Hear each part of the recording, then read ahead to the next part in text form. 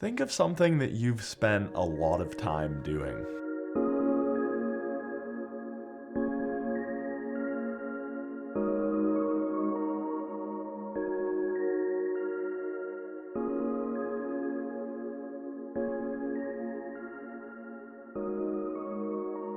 Like any sort of skill or hobby or practice, something that you've done some development around, okay? So I want you to think it could be a job thing, it could be a hobby you have if you're a golfer or a baseball player. It could be literally just driving your car. So simple, okay? Can you think for a second about something that you've spent a fair bit of time maybe doing or practicing or evolving? Okay, so stay with me here. I want you to think for a second the first time you ever did that thing, the first time you ever picked up the golf club or picked up the baseball bat, the first time you tried to play the piano, the first time you got behind the wheel of a car, maybe scary stuff, the first time you did the financial statements, or the first month running your business or managing the thing or doing whatever part of your job description there is, okay? Whatever that is. I want you to just real quick, gut reaction, rate yourself from 1 to 10. 1 being pretty lousy, pretty terrible, and 10 maybe being like the world's greatest golfer, the world's greatest manager, the world's greatest driver, Formula One, okay? What is it? What's your rating? Lock it in. And now I bet your number wasn't very high, was it? And you're thinking, Jackson, what a brilliant insight. That's why you get paid the big bucks, right? The first time I ever did the thing, never having done it before, I wasn't very good at it. Okay, yes. Now, be honest here, because probably what's going to happen is you're going to rate yourself and be like, well, maybe I'm not actually that good. I'll drop it down a little bit. No, don't be humble here. Rate yourself now. What would you be for maybe a 1 to a 10, knowing that you're probably not a professional race car driver or a pro golfer or the CEO of Amazon or something, but right, compared to maybe when you started or compared to most people, what would you rate yourself 1 to 10 go? Okay.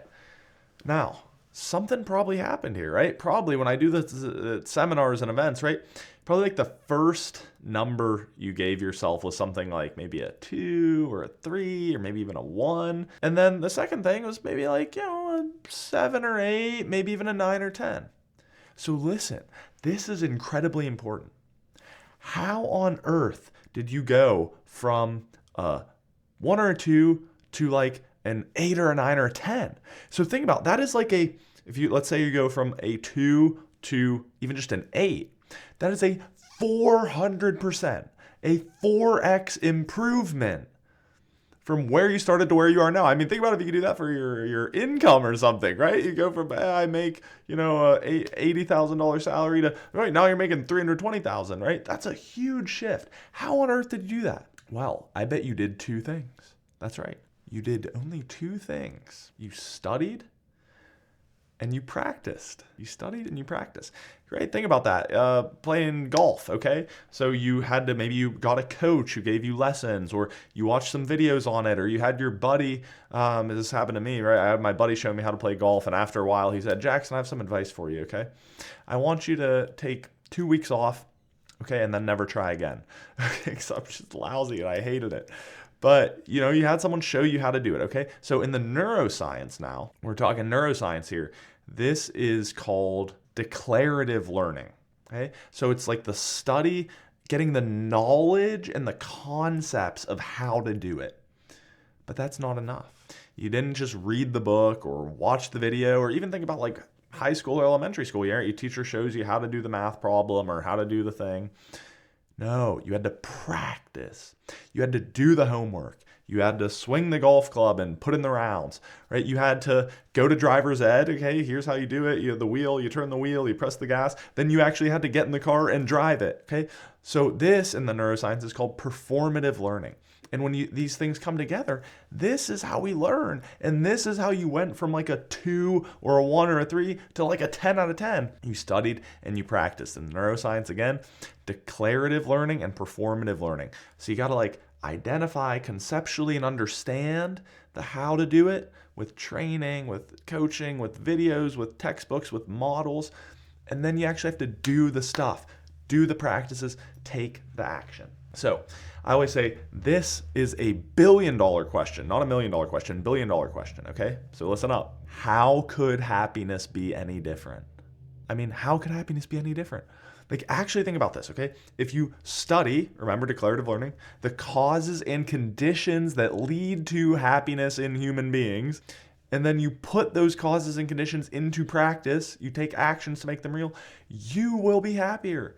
You will learn to be happier through study and practice. And now the reason I say that's a $1 billion question is about maybe a couple years ago, I went to a seminar with a very popular, what would be the term, self-improvement, coaching, that sort of thing type guy. But one of his many accomplishments, he wrote a New York Times bestselling book on money. Okay. And in that book, he interviewed, I think it was 14 billionaires with a B, billionaires. And he said, if I'm being honest, probably only like 3 or 4 of them were genuinely happy. 3 or 4. And so if you have this insight that you can learn to be happier and you actually apply it, you have something that $1 billion can't buy you. So this is a big idea here, okay? So if we understand happiness is learned, well, then that begs the question, okay, well, what are the things we need to study and practice, right? And so what I say is maybe a little bit counterintuitive. If you want to be happier, don't focus on happiness. Happiness is a waste of time. Don't focus on happiness. Focus on those ingredients for happiness. Remember, I said, right? The causes and conditions, you study and practice those. If you focus on the ingredients for happiness, happiness will arise. And there's actually some interesting research on this. Lana Catalino is a professor who talked about this a little bit, and I think it's interesting. And there's other papers that people who obsess over happiness, or they say that happiness is very important to them, sometimes actually show lower happiness levels because they almost have stress and anxiety around, you can imagine this. It's am I happier? Am I happy enough? Why am I not more happy? I need to be happier. I'm going to, focus harder on being happier. And it's no, focus on the ingredients. Okay. And that same researcher, she talks about one of her models that I really like is prioritizing positivity. So it's saying, okay, well, instead of just trying to be happy or focusing on it, I'm going to prioritize investing time in activities that I know will bring me experiences of positive emotion. Focus on the ingredients.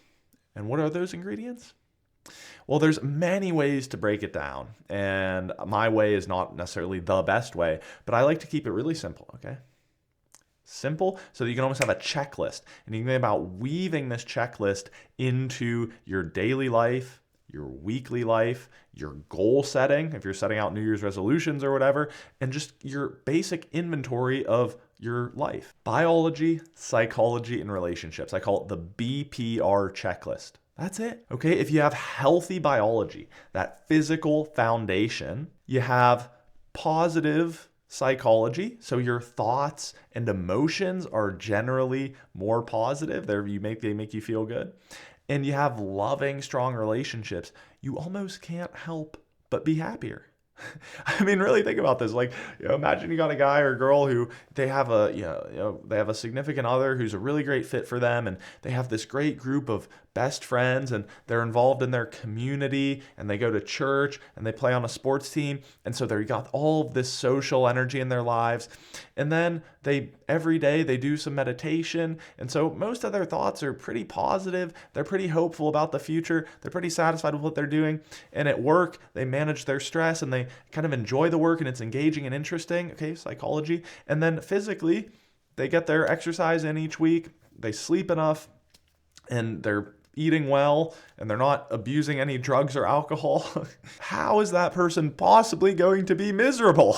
They literally almost can't. Now, don't get me wrong, something might happen where a best friend of theirs passes away tragically, and they're going to keep doing all of those same BPR, and they're going to be sad for a little bit. But overall, right, in the long term, they're going to recover, and it's, again, almost impossible for them not to be happy.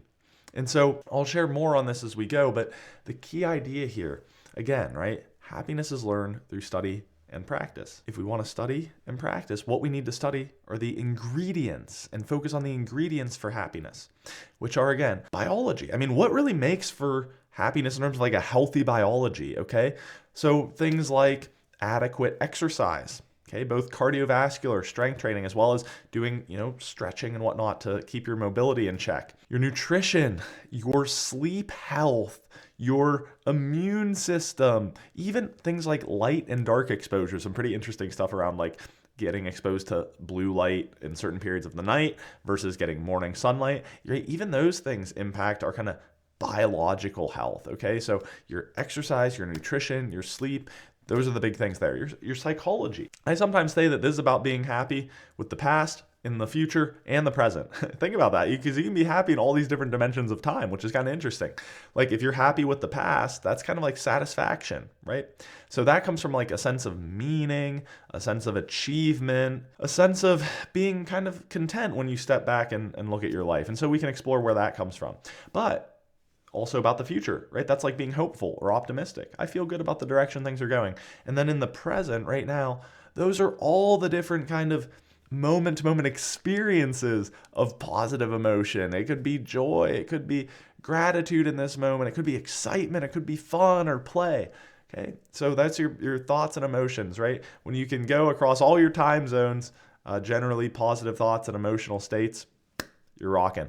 And then, of course, I touched on relationships. Now, this is actually, okay, I hate to be like, oh, this is the secret to happiness. This is the key to happiness. And it's more complicated than this, of course. But if there is like one thing, the top priority, maybe I should change my list to RBP, but that doesn't sound quite as good for some reason. Relationships, okay? So the Grant study at Harvard University, one of the longest running psychological studies of its kind, talked about this. But what they found was essentially that the key to happiness and how long you live and how healthy you are is the quality of your relationships, okay? So BPR, very simple. Every day you're investing in your biology, your psychology, and relationships, okay? And one other nuance there that you may want to consider is happiness really is kind of objective, but it's also subjective. So think about this for a second. I just talked about this model and I kind of said like this is where happiness comes from. Your biology, your psychology, and your relationships. But at the same time, isn't it true that two people can have like such incredibly different lives, but be both happy in their own way? I mean, you think about a guy like, I don't know, Shaquille O'Neal, okay? He's born this huge, strong, athletic guy. He's 7 feet tall. He loves to play basketball. He becomes a, legendary basketball player. And then maybe you got Mother Teresa, okay? Pretty tiny little lady who is really passionate about helping the poor and the sick. And you're like, what does Shaq and Mother Teresa have in common? Not a whole lot. I mean, they're both probably, from what I see, pretty darn good people, good folks. But other than that, there's no whole not a lot. But they probably are each pretty happy, or at least doing a life in alignment with what they should be doing in their own way. And so this is my invitation to you, is think about happiness is both objective. It's universal. There are certain ingredients for everyone, and yet it's subjective. It's highly personal. So think about it, maybe like we can even use nutrition as an analogy, okay? So if we think about nutrition, everything you eat, by the way, is composed of carbs, fats, and proteins. Okay, those are like where we get our calories from. And obviously there's other things in there like fiber and micronutrients, but it's like a piece of chicken and with a side of rice, okay? It's protein and fat in the chicken and then carbs in the rice. The amount of each of those that each of us need and how we want to consume them, though, are very different, right? We all need food, water, and shelter to stay alive, but we may need different amounts or different types of food, different amounts of water, different places to live. And so again, it's both subjective and objective, right? It's objective, it's universal in that we all need quality relationships. We all need to have good psychology and psychological health, and we all need good biological health. But the ways in which we may get after those are going to be totally different, right? You have someone who, on one hand, I really love weightlifting, and I'm the type of person that I need to sleep like 9 hours every night, or I just feel like, not into it. And, one of my favorite hobbies is painting. Like, I just really love to paint, and I'm like a super extrovert. Like, I love to just go out and meet new people and go to networking events. Okay, great. Then maybe you have a young lady who she's like, I don't really like weightlifting, but I really love to run. Like, running is just my jam. I love to get out in the woods and just go on these long jogs. But I'm also the type that I just get up super early. Like, I just get up at like 4:30 in the morning. I don't know how you do it, but like I do, and I just feel ready to go, and I just don't need that much sleep. not as much sleep. And then in terms of like where I get my joy and engagement from, like, I just really love doing like financial analysis. I'm kind of a nerd, but I just love numbers. I know how to code. I know how to do Excel. Okay. And then finally, I'm kind of more of an introvert. I'm like a little bit shy. And so I just have my core group of my girlfriends and then my, boyfriend or whatever. And so like pretty small group, but like we're really close and I just love to spend time with them in like these small, intimate settings. So, right. You see what I mean? The underlying ingredients are kind of the same. You need to take care of your physiology. You need to take care of your psychology. You need to take care of the relationship dimension of life. But exactly how your life looks can be so very different. Okay, so as you watch this video, I want you to think about the objective pieces in your life, right? How are you doing in terms of each of these pillars of your biology, your psychology, and your relationships? But then also, how does this look for you in your own unique way? What is most important to you, right? Even especially an example for some people in maybe the psychology or the relationship bucket is like faith or spirituality, right? That may be a really big piece of this. Okay, some people it's more the physical stuff. There's many different ways to slice it. So you got to make it your own, but understand that the things that you want to study, okay, and then practice, really simple, BPR. I want to study, what does healthy biology look like and how do I get it? Like, what are the exercises I should be doing? And by the way, you can find all of this from me, okay? But like, what do I need to be doing there? Psychology, maybe I need to learn about meditation or mindfulness or like go to therapy or like learn about how to get more meaning in my life. And then relationships. Well, how do you actually have good relationships, right? Like, it's crazy to me that we're never taught this in school. I had to stumble through life kind of being a jackass until I read a book called How to Win Friends and Influence People by Dale Carnegie, and it just made me like 10% less of a jackass. But you can learn in all of these things and then build practices in each one. And that is where it starts to become a little subjective of how does that look for your life, okay? So in this video, I hope what you take away more than anything is that, again, happiness is learned.